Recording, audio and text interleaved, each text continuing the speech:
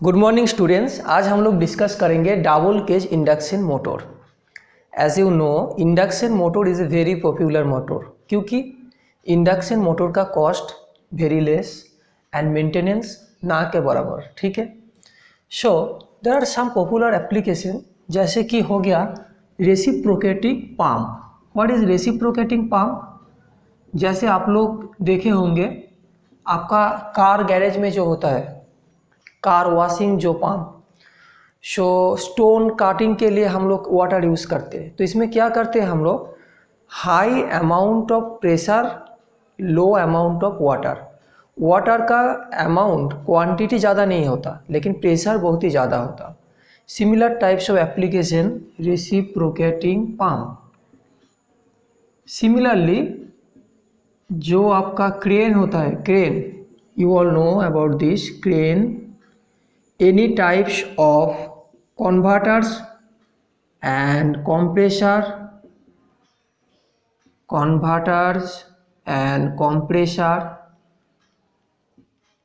ठीक है।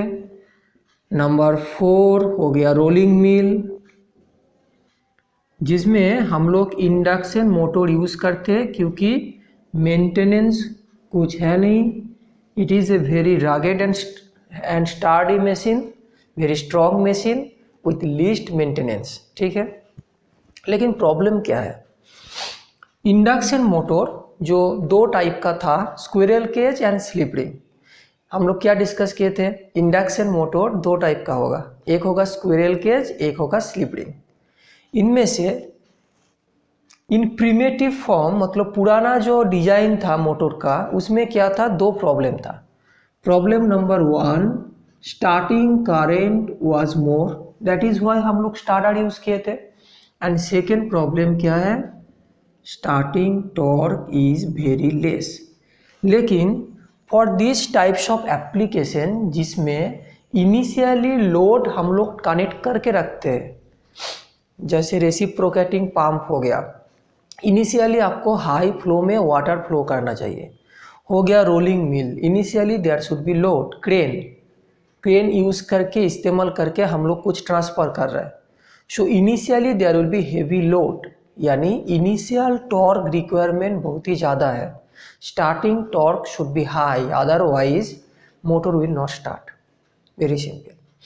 तो हम लोग क्या करेंगे, हम लोगों के पास क्या ऑप्शंस है, कैसे हम लोग स्टार्टिंग टॉर्क इंक्रीज करेंगे, साथ साथ स्टार्टिंग करंट डिक्रीज करेंगे। So you have to learn today how to do that, and double cage induction motor is the solution for this. ठीक है। So let us start from the torque slip characteristics. You all know how to draw the torque slip characteristics, we have discussed so many times. So let me draw it here directly.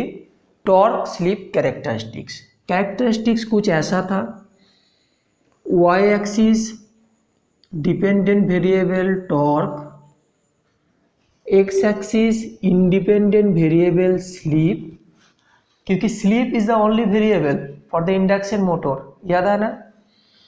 slip from right to left increase होगा, and in the same axis अगर हम speed को denote करेंगे तो left to right increase होगा।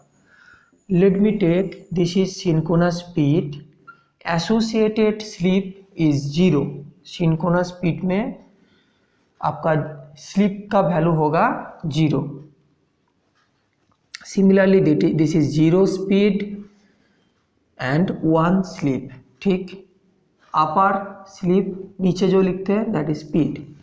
सो characteristics कुछ ऐसा था,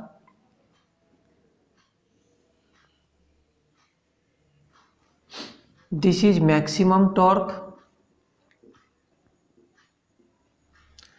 this is slip associated with maximum torque। Slip का जिस वैल्यू में मैक्सिमम टॉर्क मिलेगा that is SMT, and this is nothing but starting torque, यानी स्टार्टिंग के टाइम पे मशीन कितना टॉर्क प्रोड्यूस करेगा that is TST।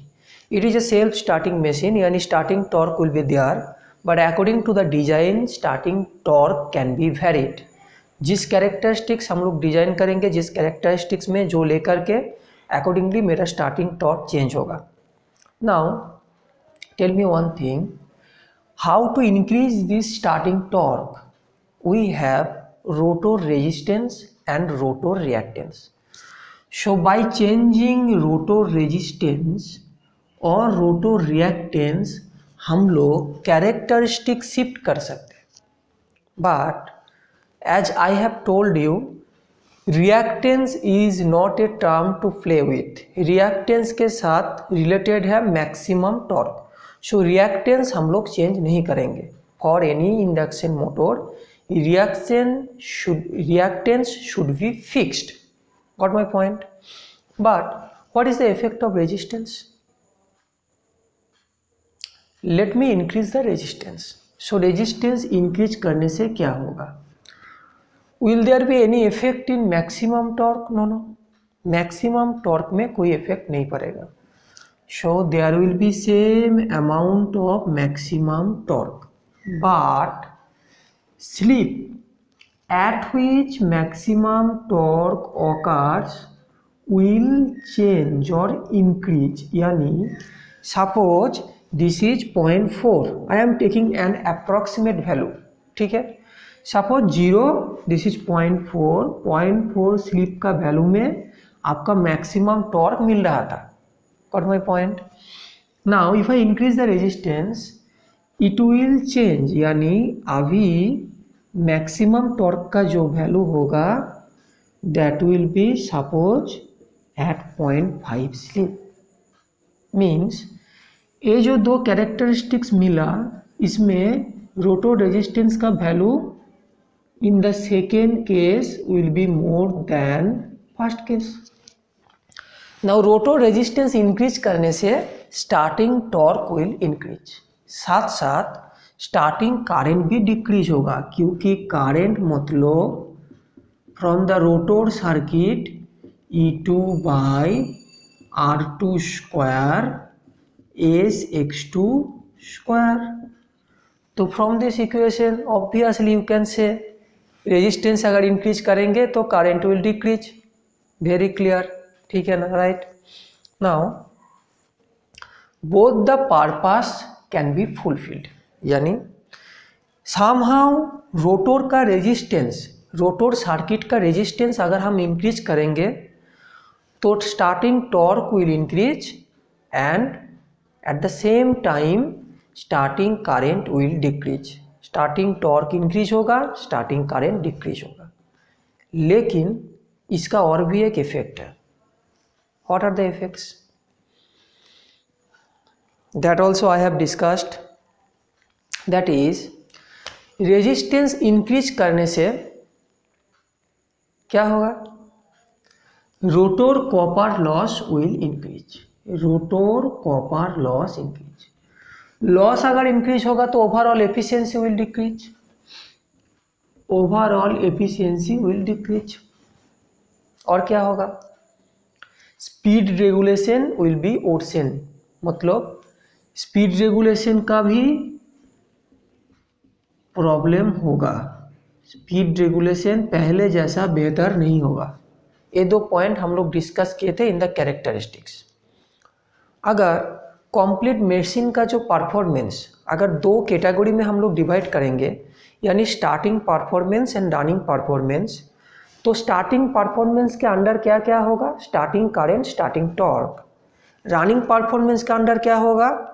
Efficiency, loss and regulation. So अगर देखा जाए तो रेजिस्टेंस इंक्रीज करने से आपका स्टार्टिंग परफॉर्मेंस तो बेहतर होगा, लेकिन रनिंग परफॉर्मेंस खराब होगा। पहले जो था उससे लॉस इंक्रीज होगा, एफिशिएंसी डिक्रीज होगा, स्पीड रेगुलेशन भी खराब होगा।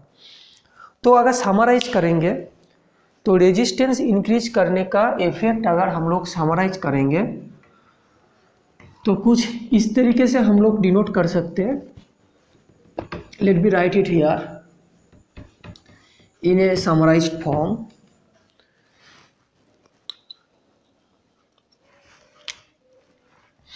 अगर रेजिस्टेंस हम लोग इंक्रीज करेंगे तो इनका दो इफेक्ट होगा। क्या क्या? स्टार्टिंग परफॉर्मेंस स्टार्टिंग परफॉर्मेंस बेहतर होगा एंड रनिंग परफॉर्मेंस पहले से खराब होगा। परफॉर्मेंस ओके, यानी स्टार्टिंग करंट का वैल्यू डिक्रीज होगा, स्टार्टिंग टॉर्क का वैल्यू इंक्रीज होगा। रनिंग परफॉर्मेंस यानी रोटर में copper loss, I square R loss, R का वैल्यू इंक्रीज करेंगे तो obviously loss will increase. Efficiency decrease होगा, स्पीड रेगुलेशन बिकम सोर्सेन। ठीक, तो let us start from the beginning. हम लोगों का मकसद क्या था, हम लोगों का उद्देश्य क्या था, हम लोग क्या चाहते थे कि समहाउ हेवी लोड जो था जैसे कि पाम क्रेन, इसमें समहाउ आपको स्टार्टिंग टॉर्क इंक्रीज करना होगा। वो करने के लिए तरीका क्या है, रोटर रेजिस्टेंस इंक्रीज करना होगा। लेकिन प्रॉब्लम क्या हो गया, टॉर्क तो इंक्रीज हो गया लेकिन उसके साथ साथ रनिंग परफॉर्मेंस खराब हो जाएगा। So what can we do, हम लोगों के पास ऑप्शंस क्या है। पहला ऑप्शंस क्या है कि हम लोग स्लिप रिंग और phase wound induction motor use कर सकते हैं, क्योंकि फेज वाउंड मोटर में हम लोग रोटर रेजिस्टेंस इंटेंशनली चेंज कर सकते हैं। यानी स्टार्टिंग के टाइम पे हम लोग हाई रेजिस्टेंस वैल्यू कर सकते हैं, देन रनिंग के टाइम पे रेजिस्टेंस का वैल्यू हम लोग घटा सकते हैं। हम लोग के ऊपर है, एक्सटर्नली कंट्रोल। सो हम लोग slip ring induction motor use कर सकते हैं for this types of loads in the palm crane converter compressor rolling mill, इसमें हम लोग slip ring induction motor use कर सकते हैं। गॉट माई पॉइंट, मतलब लिसन केयरफुली,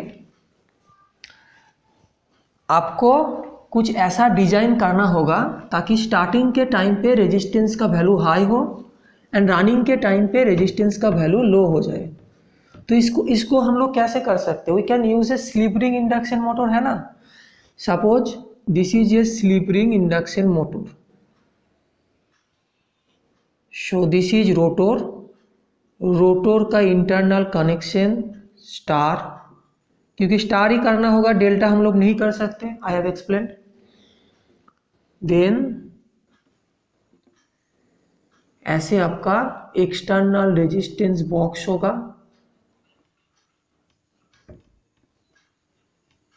ओके। देन ऐसे आपका स्लिप रिंग होगा, ठीक। Suppose this is shaft, shaft के साथ आपका 3 स्लिप रिंग होगा। देन हम लोग ऐसे कनेक्ट कर सकते हैं,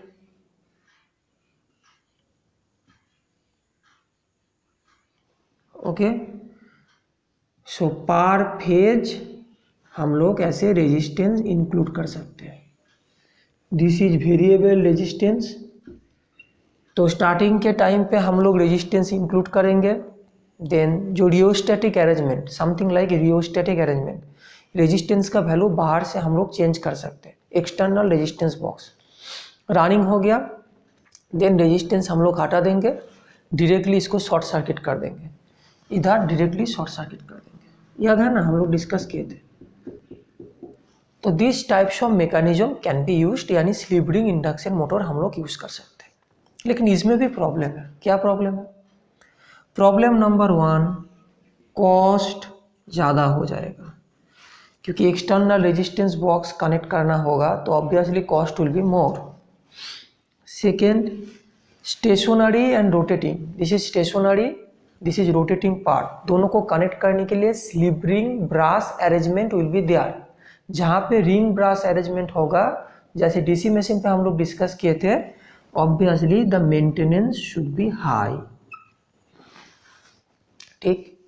थर्ड चीज क्या है कि हम लोग जानते हैं कि इंडक्शन मोटर एक ऐसा मशीन है जो कि सबसे ज़्यादा स्टार्डी और स्ट्रॉन्ग और स्टारगेट मशीन है। मतलब suppose if you use A induction motor somewhere, decades of time it can be not maintained, means हम लोगों का मेंटेनेंस कुछ है ही नहीं एक्चुअली। इंडक्शन मोटर कभी डैमेज नहीं होता in most of the cases, but अगर एक्सटर्नल रेजिस्टेंस बॉक्स के साथ फेज वाउंड और sleeve ring induction motor use करेंगे, इसमें डैमेजेस का चांसेस इंक्रीज हो जाएगा। पहले तो इसमें विंडिंग है, विंडिंग का फॉल्ट हो सकता है, देन इसमें कनेक्शन है, कनेक्शन का फॉल्ट हो सकता है, तो देयर में बी सो मेनी फॉल्ट्स।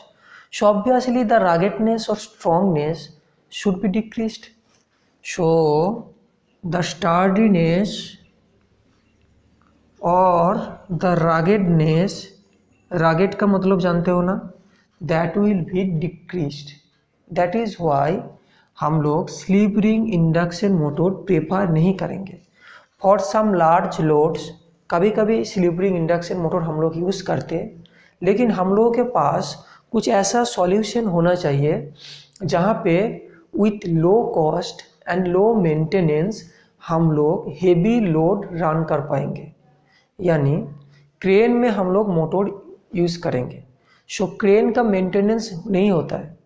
सो कुछ ऐसा मोटर हमको यूज़ करना होगा जिसका कॉस्ट भी कम होगा, even the purpose of high starting torque will be fulfilled. ठीक है, सो इसके लिए हम लोग कुछ अलग सा डिजाइन किए, that is nothing but double cage induction motor. तो हम लोग क्या करेंगे, सिंगल केज के बजाय हम लोग 2 केज यूज़ करेंगे। पहले कितना केज था, 1 केज था, अभी कितना केज होगा, 2। सिंगल अभी double, that is why the name double cage induction motor. तो हम लोगों को क्या करना होगा, रोटर का रेजिस्टेंस इंक्रीज करना होगा। स्टेटर में तो हम लोग कुछ नहीं करेंगे, स्टेटर एज इट इज जैसे पहले था अभी भी उतना ही होगा, क्योंकि स्टेटर रेजिस्टेंस का तो इफेक्ट हम लोग कंसीडर नहीं किए थे, हम लोग देखे थे रोटर रेजिस्टेंस का इफेक्ट।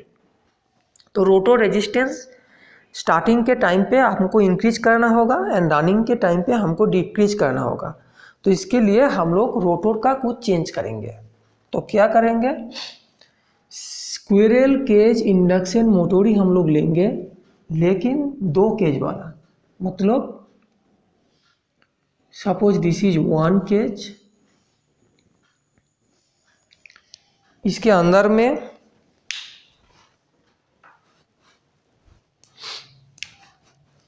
हम लोग और 1 केज लेंगे, दिस इज सेकेंड केज। देखिए डिजाइन बहुत तरीके का हो सकता है। मतलब हम लोग ऐसा कर सकते हैं कि same ending, this to are ending, this to are conducting bar. ठीक है, there is something called skewing, हम लोग डिस्कस करेंगे बाद में। एक्चुअली ऐसे हॉराइजॉन्टल नहीं होता है, ऐसे एंगल करके होते हैं। तो for the time being just leave it.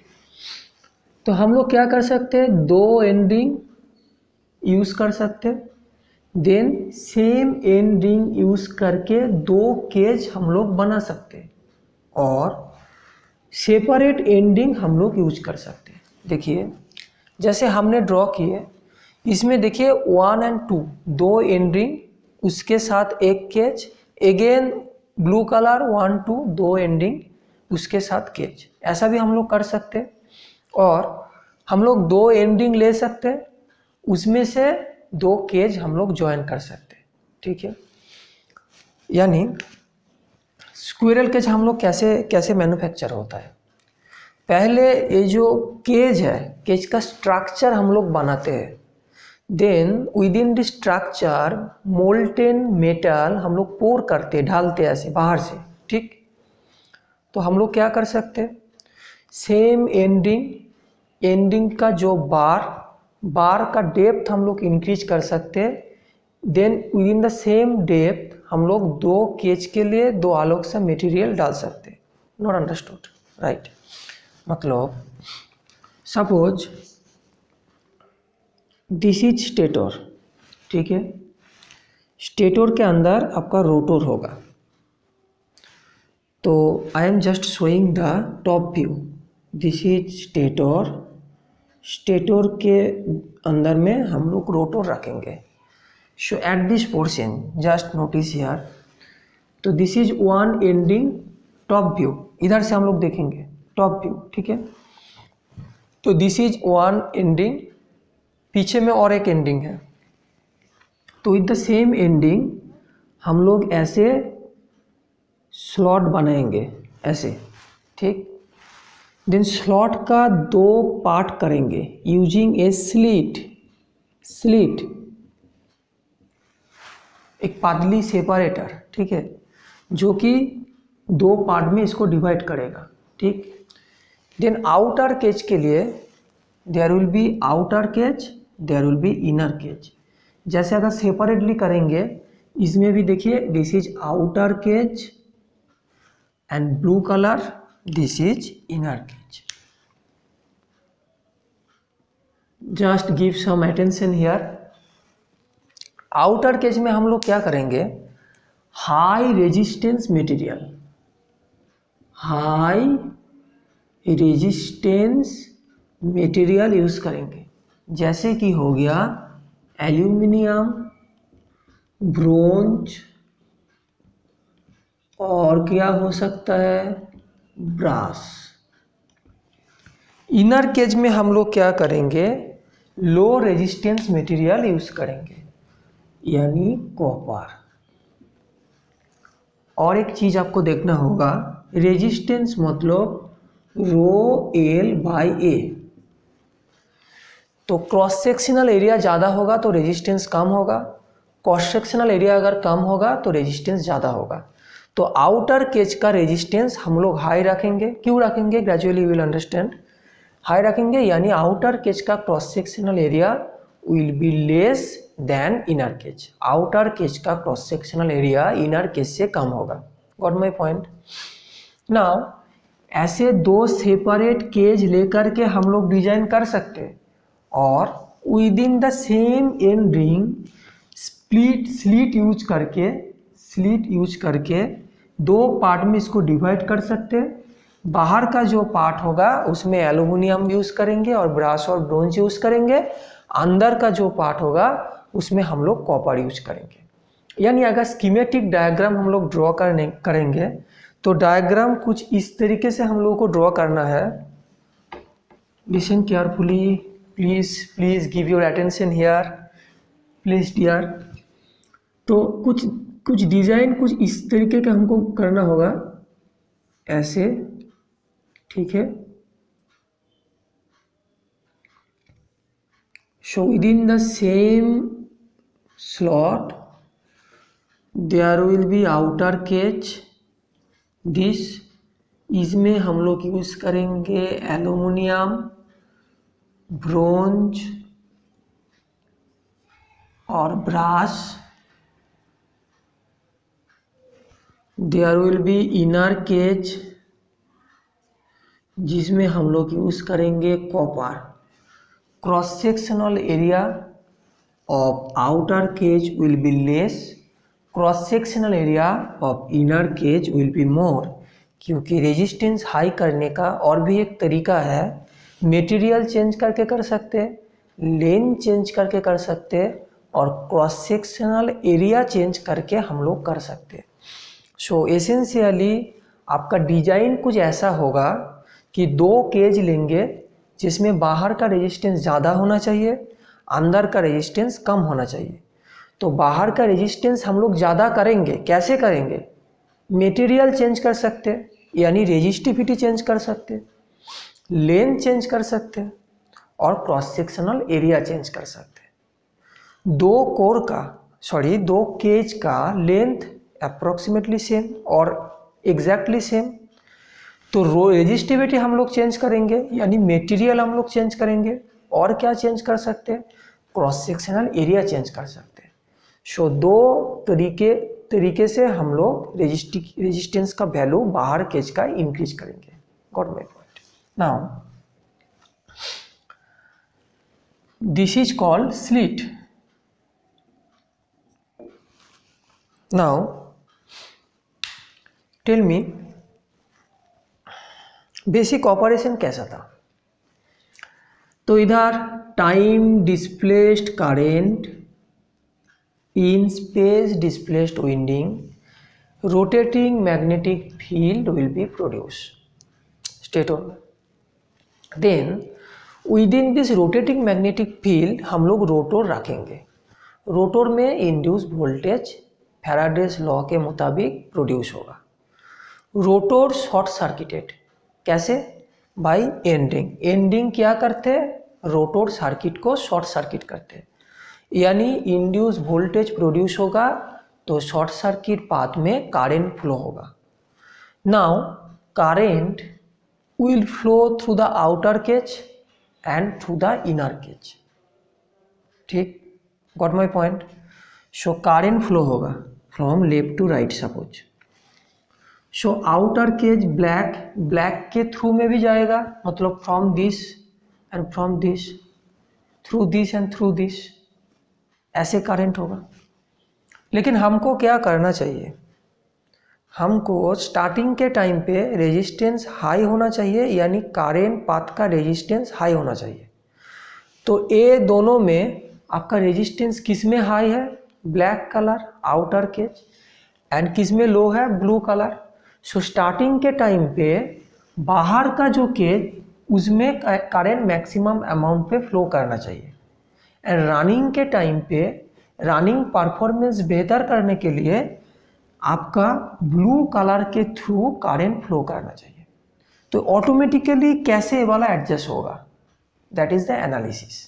आपको कुछ करना नहीं है, it will be adjusted automatically. कैसे? Any idea? So we will discuss that. Got my point और नॉट? माई पॉइंट इज, जैसे ही आपका रोटेटिंग मैग्नेटिक फील्ड में रोटो रखेंगे, इंड्यूस वोल्टेज प्रोड्यूस होगा, करंट होगा। तो करंट तो कुछ नहीं जानते, करंट का अगर कंडक्टर मिलेगा तो it will flow. So both this two cages can carry current. लेकिन मेरा इंटेंशन क्या है? दो केज यूज़ करने का रीज़न क्या है? क्योंकि हम लोग चाहते हैं कि बाहर का जो केज जिसमें रेजिस्टेंस हाई है, स्टार्टिंग के टाइम पे उसमें करंट फ्लो करे, एंड रनिंग टाइम पे करंट शिफ्ट होकर के अंदर का जो केज उसमें आ जाए। अप्रॉक्सीमेटली 4 to 5 टाइम्स लेस होता है। मतलब सपोज इधर रेजिस्टेंस 15 ओम, तो सॉरी बाहर का रेजिस्टेंस 15 ओम, तो अंदर का जो केज उसमें रेजिस्टेंस 3 ओम होता है। तो एक्चुअली स्टार्टिंग के टाइम पे लो रेजिस्टेंस पाथ पे जाने के लिए कोशिश करेगा ना। तो लेकिन क्या करना चाहिए? करना चाहिए बाहर केज के थ्रू करंट जाना होगा आपको। ठीक, तो let us understand this from the skin effect. Tell me one thing, rotor current frequency FR is equal to S into FS, yes और नो? ठीक, FS यानी supply frequency, stator supply frequency 50 hertz. S is slip, NS minus NR by NS. Fractional slip,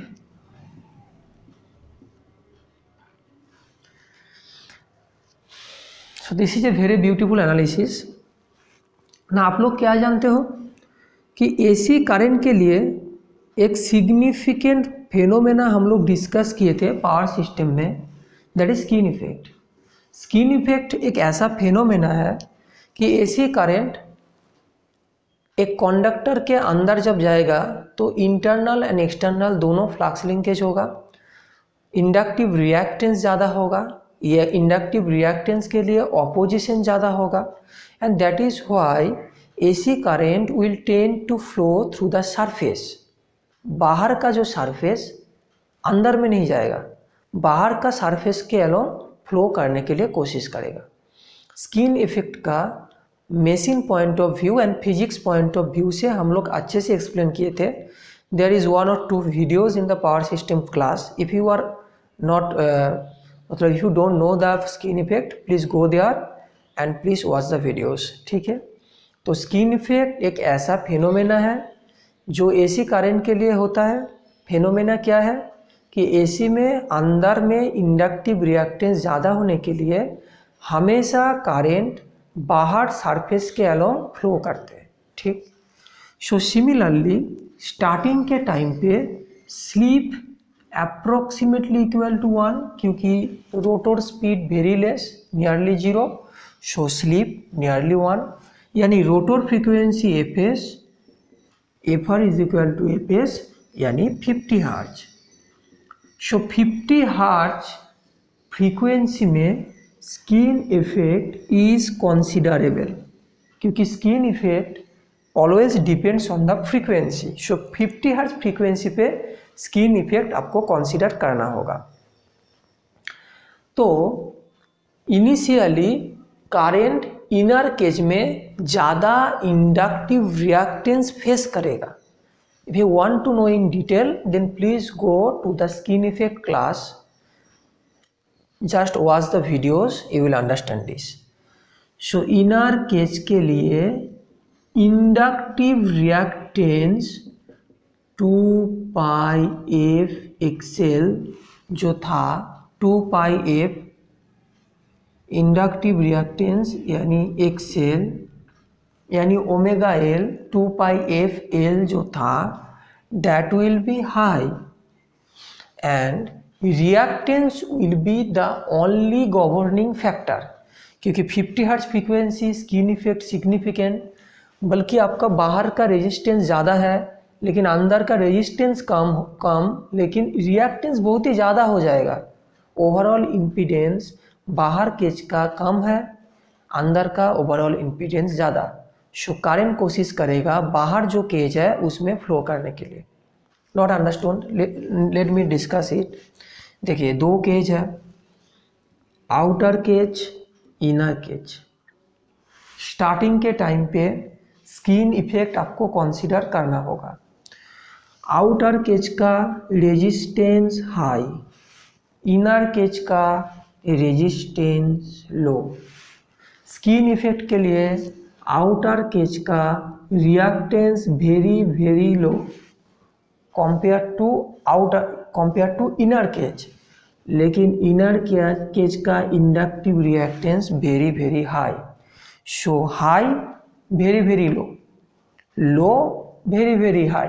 सो दोनों को एक साथ में अगर जोड़ेंगे यानी कंप्लीट इम्पीडेंस अगर देखेंगे तो स्टार्टिंग के टाइम पे आउटर केज का इम्पीडेंस जो एसी करंट को अपोज करते that will be less than inner cage. Got my point? So current कोशिश करेगा, करंट बाहर केज के थ्रू जाने के लिए कोशिश करेगा, यानी बाहर केज में स्टार्टिंग के टाइम पे करंट होगा, यानी स्टार्टिंग के टाइम पे करंट पाथ का resistance rotor resistance will be high. Got my point? Or should I repeat again? Starting frequency 50 hertz. Current का गवर्निंग फैक्टर, करंट कितना फ्लो करेगा कौन सा पाथ में, कौन डिटरमिन करते हैं, कौन गवर्न करते हैं, कौन मॉनिटर करते हैं? इम्पीडेंस एसी में। ठीक, तो इम्पीडेंस का दो पार्ट है, रेजिस्टेंस एंड रिएक्टेंस। हालांकि अंदर का रेजिस्टेंस कम है लेकिन रिएक्टेंस स्किन इफेक्ट के लिए बहुत ज़्यादा इंक्रीज हो जाएगा। सो ओवरऑल इम्पीडेंस अगर देखा जाए तो बाहर का इम्पीडेंस अंदर का जो इम्पीडेंस उसमें से कम होगा, यानी स्टार्टिंग के टाइम पे मैक्सिमम करंट बाहर केज के थ्रू जाएगा, यानी starting resistance will be high, the purpose is fulfilled. ठीक है। नाउ जब भी मोटर स्टार्ट होगा ना, मतलब at the time of running, up to this clear? So let me erase. ठीक है। Now at the time of running, at the time of running क्या होगा? Let us understand this. Same phenomena, rotor frequency AC into FS, same skin effect will be there और not? No. क्यों? क्योंकि suppose running frequency S into F, starting में आपका sleep था 1 लेकिन running में स्लीप होगा फ्रैक्शन। सपोज स्लीप का वैल्यू अगर 0.04 होगा यानी 4/100, देन फ्रीक्वेंसी होगा ओनली 2 हर्ट्ज, यानी running frequency of induction motor is very less than starting frequency. तो रनिंग फ्रीक्वेंसी का वैल्यू कम होगा, तो for the low frequency skin effect is not considerable. क्योंकि आप लोग जानते हो स्किन इफेक्ट एक ऐसा फेनोमेना है जो कि फ्रीक्वेंसी के ऊपर डिपेंड करते हैं। हम डिस्कस किए थे ना, frequency, permeability, conductivity, whatever the factors, what was the factors that affects the skin effect. So here skin effect is not considerable, we will use the term not considerable, ठीक है। यानी current का जो governing factor जो determine करते हैं कि कितना करंट फ्लो होगा, दैट इज इम्पीडेंस, जिसका दो पार्ट था, रेजिस्टेंस एंड रिएक्टेंस। तो स्किन इफेक्ट अगर नेग्लेक्ट करेंगे तो रिएक्टेंस जो फैक्टर था, गवर्निंग फैक्टर था, that will be not so much significant. क्योंकि पहले हम लोग जो बोल रहे थे कि आउटर केज का रिएक्टेंस कम, इनर केज का रिएक्टेंस ज़्यादा, वो क्यों हो रहा था? Due to the skin effect. लेकिन स्किन इफेक्ट अगर कंसीडर नहीं करेंगे तो रेजिस्टेंस में ज़्यादा कुछ फर्क नहीं होगा, बल्कि main governing factor will be resistance only. Now tell me, बाहर का रेजिस्टेंस कैसा है? आउटर केज का रेजिस्टेंस कितना है? ज़्यादा। इनर केज का रेजिस्टेंस कितना? कम। So current always try to flow through the low resistance path, यानी अभी रनिंग टाइम पे करेंट बाहर केज से अंदर में शिफ्ट हो जाएगा। सो रनिंग में जो करंट फ्लो होगा, करंट पाथ का resistance that is nothing but rotor resistance will be less. Running के टाइम पे करंट पाथ का रेजिस्टेंस जिसको बोलते हैं rotor resistance, that will be less. So A वाला मोटर का जो rotor, that will automatically self adjusted, automatically adjust करेगा। स्टार्टिंग के टाइम पे बाहर, रनिंग के टाइम पे अंदर। स्टार्टिंग के टाइम पे रेजिस्टेंस ज़्यादा, रनिंग के टाइम पे रेजिस्टेंस कम। सो जो मेरा एम था, जो मेरा इच्छा था, जो हम कोशिश कर रहे थे कि running resistance should be low and starting resistance should be high, that is fulfilled. So that is the beauty of double cage induction motor. Now in the next class हम लोग इसका characteristics, equivalent circuit and associated numerical solve करेंगे। So got my point. तो ये क्या हो गया, इसका प्राइस सिंगल केस से तो थोड़ा सा ज़्यादा है, मतलब 20 to 25% ज़्यादा है और अप्रॉक्सीमेटली 20% ज़्यादा है। लेकिन स्लिप रिंग से सस्ता है, स्लिप रिंग से इसका कॉस्ट कम है, but the same ruggedness, same sturdiness, same low maintenance factor जो कि इंडक्शन मोटर का आइडेंटिटी है, वो रहेगा इधर, ठीक है। सो दैट इज़ वाई हम लोग डबल केज इंडक्शन मोटर आज के दिन में यूज़ करते हैं, जहाँ पे स्टार्टिंग लोड इज़ हेवी, मतलब हेवी लोड कनेक्ट करके हम लोग अगर मोटर स्टार्ट करेंगे, मतलब जहाँ पे स्टार्टिंग टॉर्क ज़्यादा होना चाहिए, उसमें हम लोग double cage induction motor use करते हैं, जिसमें both starting and running performance will be adjusted, यानी स्टार्टिंग परफॉर्मेंस भी बेहतर है, रनिंग परफॉर्मेंस भी बेहतर है। यानी starting current will be lowest, starting torque will be high, running में efficiency will be high, speed regulation का भी कोई प्रॉब्लम नहीं होगा। So this is all about double cage induction motor. If you are interested then please reply me. In the next class I will discuss about characteristics, equivalent circuit and mathematics. Thank you very much. Have a good day.